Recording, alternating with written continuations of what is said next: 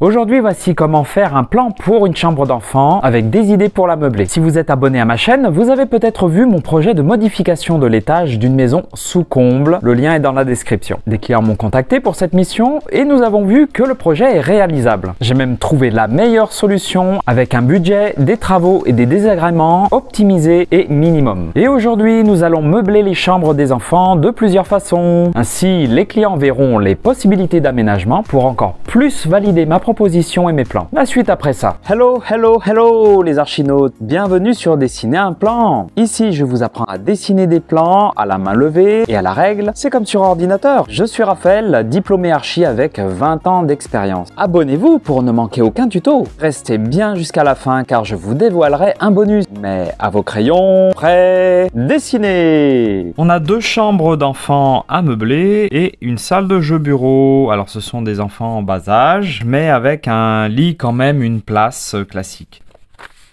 Alors je vais mettre les lits, allez, un rouge et un vert. Je vais prendre deux tables de nuit, je mets tout ça là. On va prendre un petit bureau, des tapis de jeu.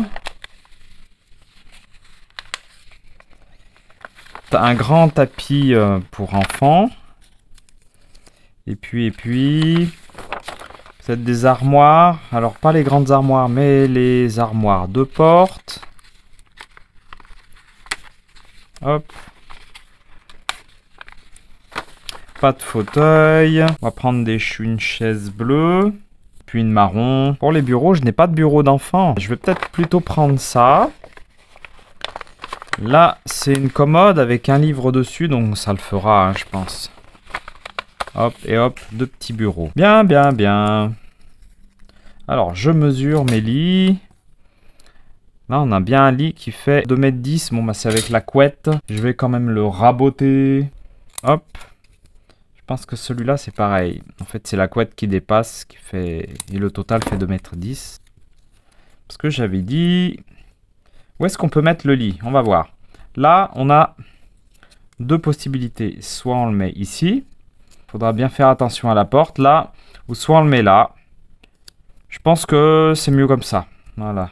Et là, pour ce lit ici, on pourrait le mettre là, par exemple. Mais on a le rampant sous toiture, là. Donc, faut pas se cogner la tête. Ou alors, on le met ici. Ou là. Et pareil, on utilise cette partie-là comme tête de lit.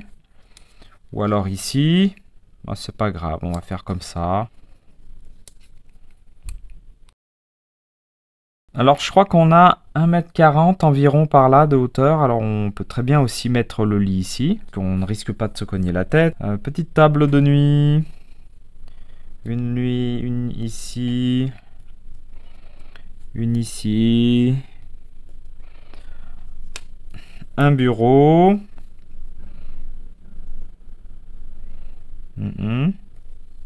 Le bureau. Là, un placard rangement.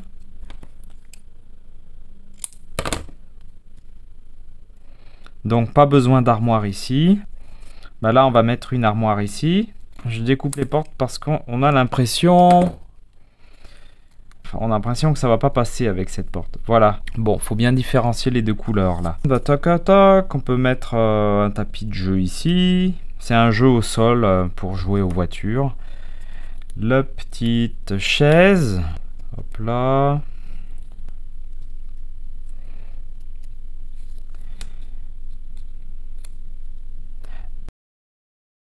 Mais on a aussi une aire de jeu pour les enfants, là. Hein. Donc, je peux peut-être mettre le grand tapis. Chaque chambre a son bureau, sa chaise, son lit, sa table de chevet.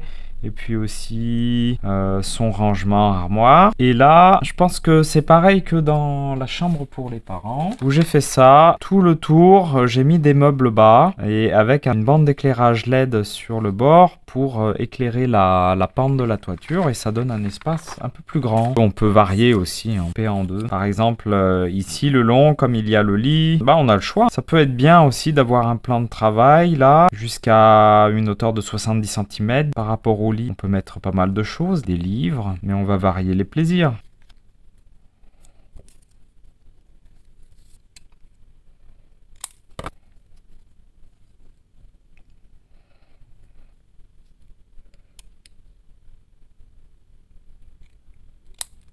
Ah si, pourquoi pas une petite penderie là, hop.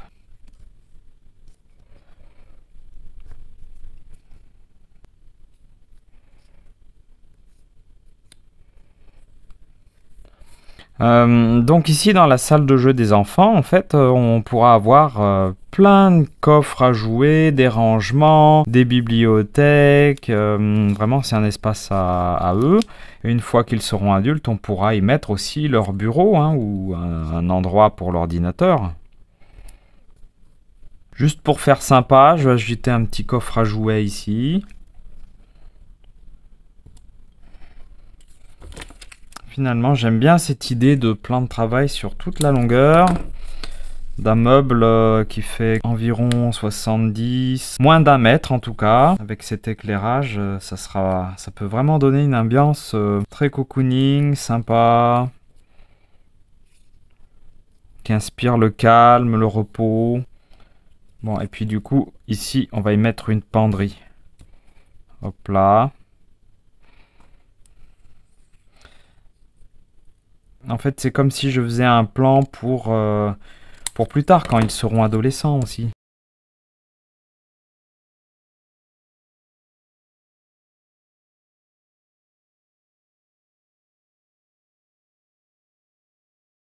Et voilà la version 1. On va faire une deuxième version de cet aménagement dans chacune des deux chambres et de la salle de jeu. Et alors, est-ce que je peux mettre le lit ici? Comme ça.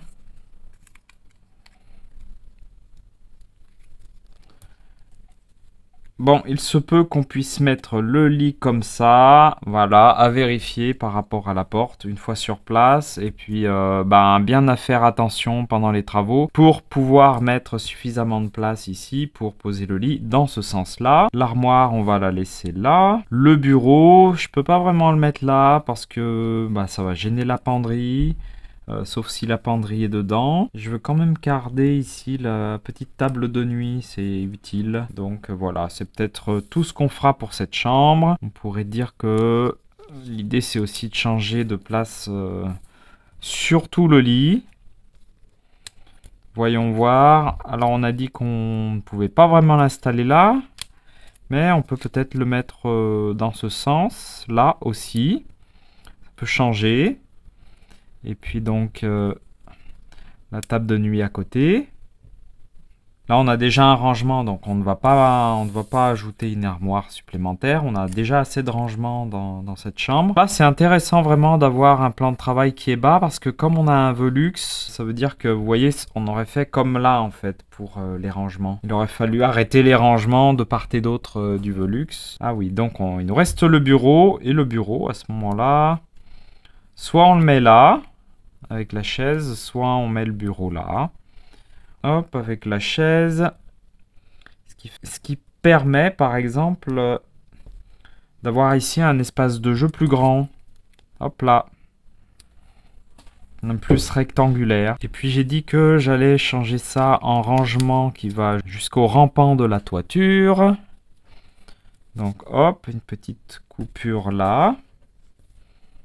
On va le mettre par-dessus, c'est pas grave.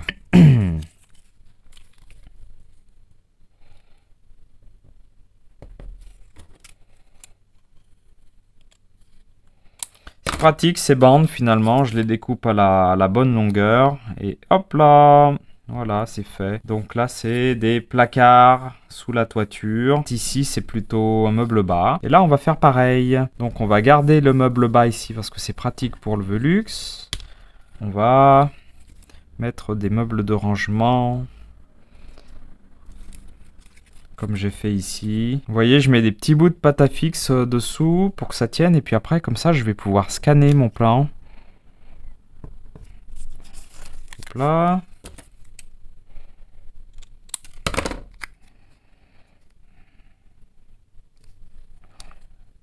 Et voilà.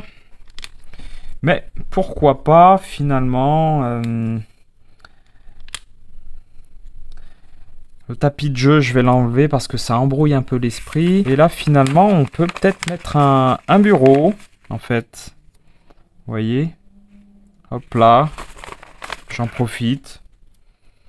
Imaginons que les enfants sont adolescents et puis qu'ils aient un ordinateur à partager pour les deux. En fait, on le mettrait dans la salle de jeu bureau. C'est un espace commun aux deux enfants. Et pas d'ordinateur dans chacune des chambres. Comme ça, c'est plus clair pour le cadre éducatif. L'ordinateur, c'est pas fait vraiment pour jouer, mais pour travailler dans un espace dédié ici. Et voilà pour la deuxième version. Je peux même en profiter pour ajouter le plan de la chambre des parents juste à côté. Hop là. Comme ça. Voilà ce que donnera l'ensemble.